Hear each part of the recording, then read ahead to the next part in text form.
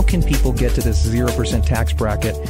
Because you've always explained that the debt picture is huge, it's growing, and somebody's going to have to pay for those taxes, and somebody's going to have to pay for the debt. That's right. I think that my job when I speak to groups of people, and one of the intents of my book, The Power of Zero, was simply to say, hey, look, let's take a look at the landscape. Let's take a look at the fiscal path that our country is on, and ask ourselves, how do you liquidate all this debt? How do you pay for unfunded liabilities like Social Security, Medicare?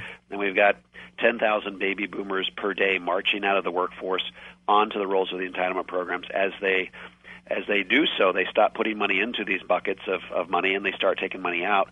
And so mathematically speaking, we know that there's going to be these days, a day of reckoning for the American taxpayer.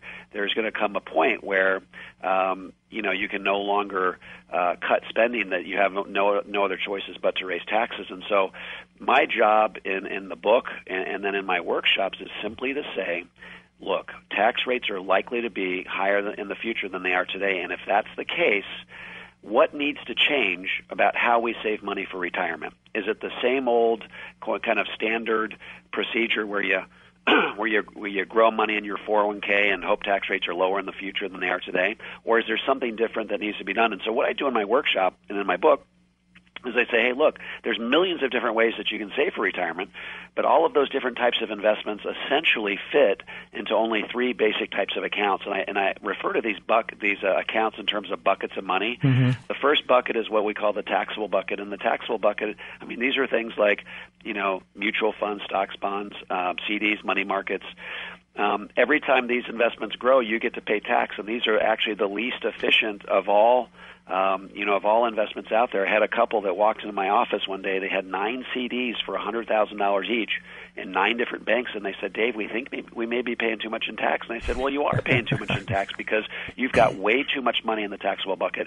And, this is the one thing that, Dave Ramsey, Susie Orman, and Clark Howard can actually agree upon, that there is a finite amount of money that should be in the taxable bucket, and that's about 6 months' worth of basic income needs. And so that's the first bucket we talk about. And from a tax efficiency standpoint, you should only have so much money in that bucket.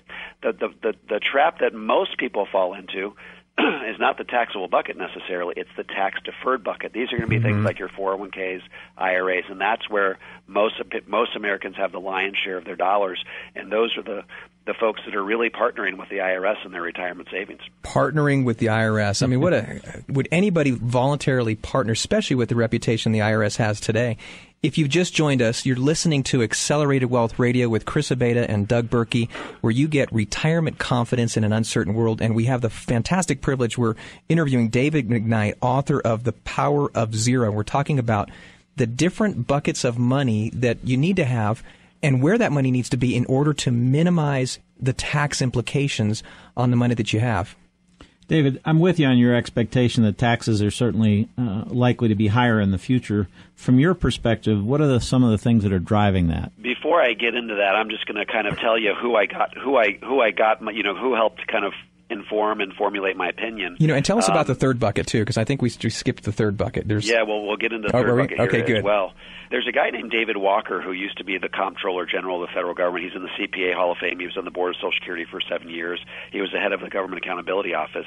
And he wrote an op-ed in 2010 on CNN.com, and he said, look, tax rates have to double. If tax rates don't double, we're going to go bankrupt as a country. And the CBO, the Congressional Budget Office, actually crunched some numbers, and they said, you know what, he's right. If we don't dramatically cut back Social Security and Medicare and Medicaid and get a handle on our national debt, tax rates will have to double. And some people say there's no way they'd ever double tax rates. Well, you don't have to go very far back in the history of our country to find tax rates that were twice as high as they are today. So really, there's 4 things, if you think about it in these terms.